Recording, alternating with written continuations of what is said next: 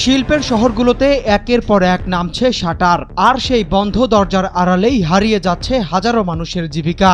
চলতি বছরের জানুয়ারি থেকে আগস্ট এই ৮ মাসে বন্ধ হয়েছে ৯৫ কারখানা। কাজ হারিয়েছেন প্রায় ৩২,০০০ মানুষ। প্রায় ৬২,০০০ মানুষ কাজ হারিয়েছে। কারখানার চিমনি থেমে যাওয়ার সঙ্গে সঙ্গে থেমে যাচ্ছে কর্মসংস্থানের গতি।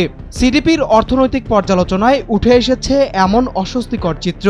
হিসাবের খাতায় সংখ্যা মাত্র ৯৫, কিন্তু প্রতিটি কারখানার সঙ্গে যেন নিভে গেছে শত শত পরিবারের আয়ের আলো। প্রশ্ন উঠছে, শিল্পের এই নীরব পতনের নেপথ্যে আসলে কি রয়েছে? ৯৫টি কারখানা বন্ধ হয়েছে গাজীপুর, সাভার, আশুলিয়া, নারায়ণগঞ্জ, নরসিংদী এলাকাতে। সিডিপির মূল্যায়নে উঠে এসেছে গ্যাস সংকটের কথাও। মহেশখালীর এলএনজি টার্মিনালে কারিগরি সমস্যা, এলএনজি সংগ্রহ ও কার্গো গ্রহণে জটিলতার কারণে দীর্ঘস্থায়ী গ্যাস সংকট তৈরি হয়েছে বলে জানিয়েছে সংস্থাটি।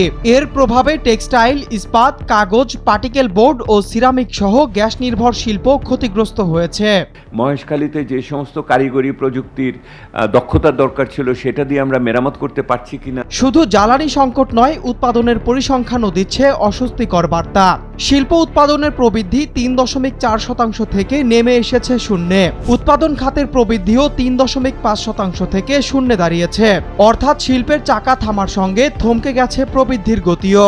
যারা কম জ্বালানি ব্যবহার করেন তাদের ক্ষেত্রে এটাকে পুনর্বিবেচনা করা হয়েছে। এটা ইতিবাচক বলে আমরা মনে করি। এরপর সামনে আসে বিনিয়োগের হিসাব।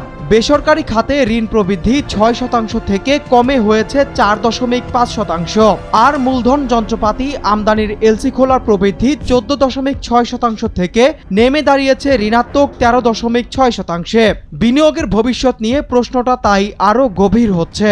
ভোলাতে গ্যাস থাকার পরেও সেগুলোকে নিয়ে আসার ক্ষেত্রে সঞ্চালন ইত্যাদির বিষয়ে আমাদের উদ্বেগ রয়ে গেছে। আরও একটি তথ্য সেই প্রশ্নকে ভারী করেছে। সিডিপির হিসাবে নিট বিদেশি বিনিয়োগ $৬৬২ মিলিয়ন থেকে কমে দাঁড়িয়েছে $৫৯৪ মিলিয়ন। অর্থাৎ শিল্পে উৎপাদন কমার পাশাপাশি নতুন বিনিয়োগের গতিতেও দেখা যাচ্ছে চাপের চিহ্ন। গ্যাসের ঘাটতির ফলে আমার সার কারখানা বন্ধ হয়ে যাচ্ছে।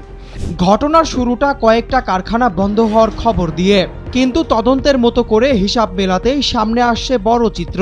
সিডিপির তথ্য অনুযায়ী জানুয়ারি থেকে আগস্ট পর্যন্ত গাজীপুর, সাভার, আশুলিয়া এবং নারায়ণগঞ্জ, নরসিংদীর প্রধান শিল্পাঞ্চলে বন্ধ হয়েছে ৯৫টি কারখানা। আর সেই বন্ধের সরাসরি ধাক্কায় কর্মসংস্থান হারিয়েছেন ৬১,০০০-এরও বেশি মানুষ। এই সময়কালে অর্থনীতির পরিস্থিতির কি পরিবর্তন হলো গত ৬ মাসে? সিডিপির ফেলো ডক্টর দেবপ্রিয় ভট্টাচার্যের বক্তব্যেও উঠে এসেছে সতর্কতার সুর। সরকার দায়িত্ব নেওয়ার সময় অর্থনীতি কাঠামোগত সমস্যার মধ্যেই ছিল, সঙ্গে ছিল প্রতিকূল বৈশ্বিক পরিস্থিতি। তবে প্রশ্নটা এখন আরও ধারালো। অর্থনীতি ঘুরে দাঁড়ানোর প্রত্যাশার মাঝেও যদি কারখানা বন্ধ হয়, বিনিয়োগ কমে এবং কর্মসংস্থান হারায় মানুষ, তাহলে পুনরুদ্ধারের পথটি কোথায়?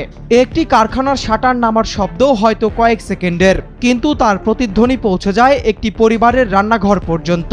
৯৫টি কারখানার বন্ধ দরজা তাই শুধু শিল্পের হিসাব নয়, এর ভেতরে লুকিয়ে আছে প্রায় ৬২,০০০ মানুষের কর্মসংস্থান হারানোর নির্মম বাস্তবতা।